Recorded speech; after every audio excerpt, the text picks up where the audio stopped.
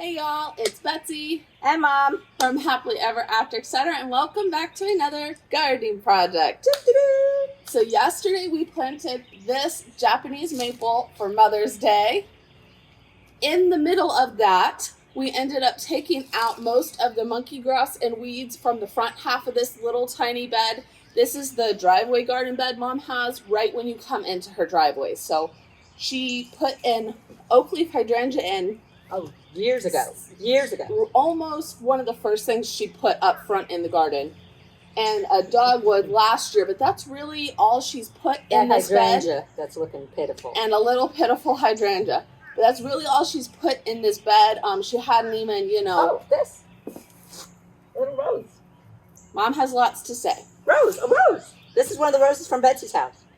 But she hadn't really done anything to this bed. You can see she started putting cardboard down right now this morning to suppress the weeds. Digging out the monkey grass yesterday was the first big step. But we weren't necessarily planning to plant a whole garden bed over here this year. Not that it's a bad thing, but tell them what you did, Mom. Oh my gosh. I got all of these plants almost 75% off. She rated the 75% at off. And look how beautiful they are. Look at this.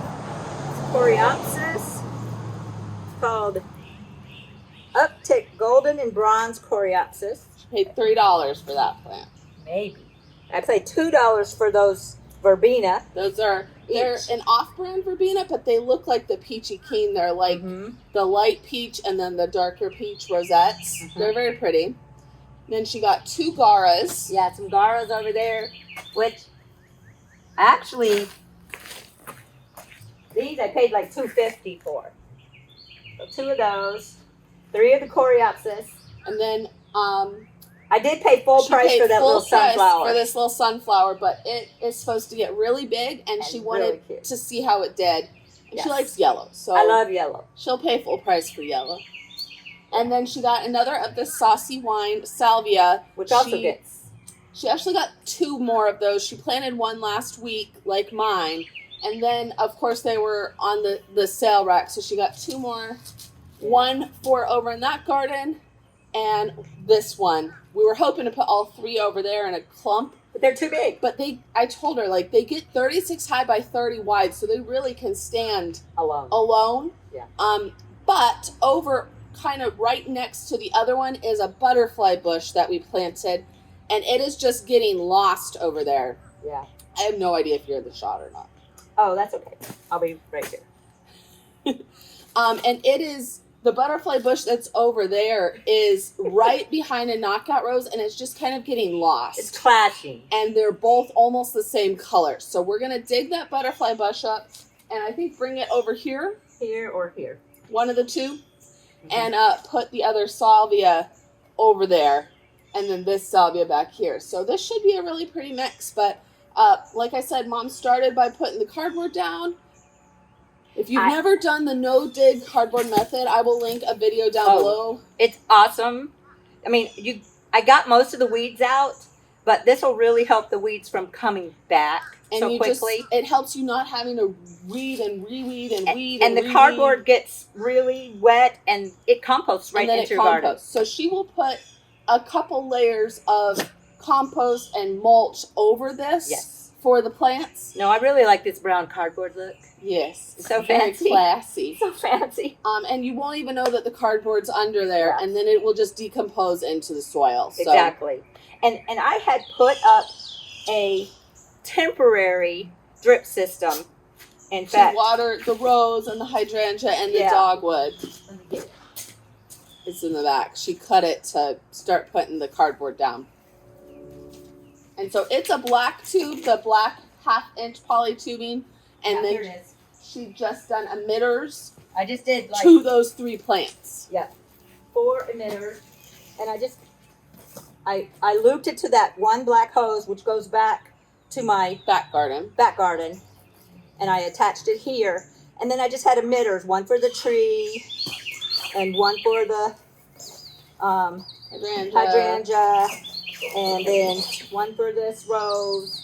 And there was another tree there, but it didn't make it. It died. It died the big death. So instead of that, we've taken that out. Yep, and it was easy to do. You just unscrew it and pop it out. If you have the other kind of connectors, you just cut it off. And we're going to replace it with this 1/2-inch tubing with the emitter holes every 12 inches so that all the plants get water. Yeah. And that's one of the best parts about a drip system is that you can just cut and splice in new pieces when you change things or if something breaks. Say one of these emitters gets clogged for some reason. Yeah. We can still put in extra emitters to the hydrangea and the Japanese maple that we planted yesterday. And you can really just make it a lot more custom. But we're going to go ahead and start planting these because it says it's not supposed to rain, but it feels like it's going to rain, y'all. But at least it's cooler. It's very humid. It's very humid. But it's cooler. But it's way cooler than the hot sun. Yes. So we're going to get started working on this garden and putting the drip in. And we're going to try to beat the rain because, as always, if you can plant and then have it rain, your plants will have the best shot. So do you want to plant first and then put the drip? Probably. That way you can make sure it goes past all the plants. I guess. I don't know. I think I know how I want to do it. I just want to do a big circle and then do a couple of lines across. Seems like that's all I need. It would be better to do the plants first so that we don't have to trip over the drip while we're doing the plants. Sounds good. Sounds like a plan. All right, ready? Great.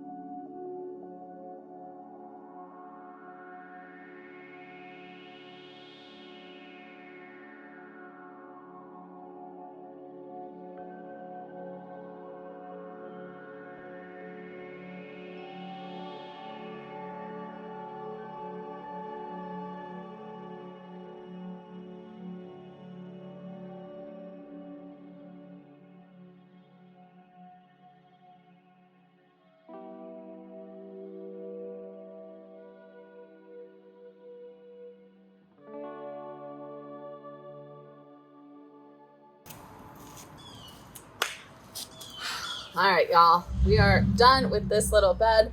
Mom is literally on the ground. She's not getting up anymore. So I might live here. You might see her here in the future. But we got everything planted. We got the 3 verbena, the gaura.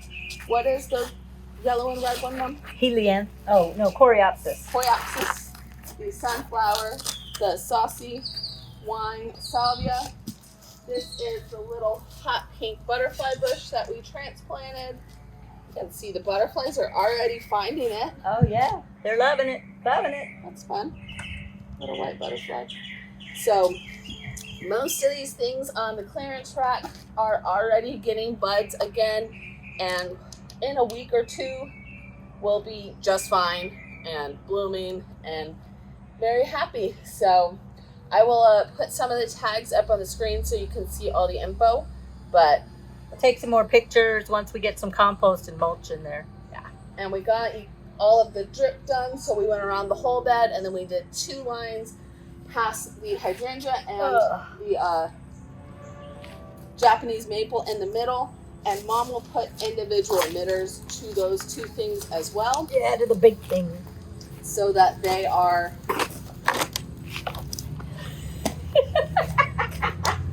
I'm so graceful. She's very graceful.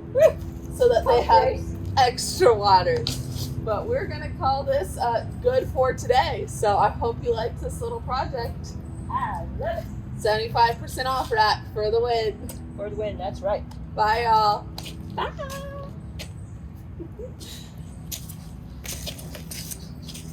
To do my 75% off dance. You have a specific dance for it? 75% off. I love it.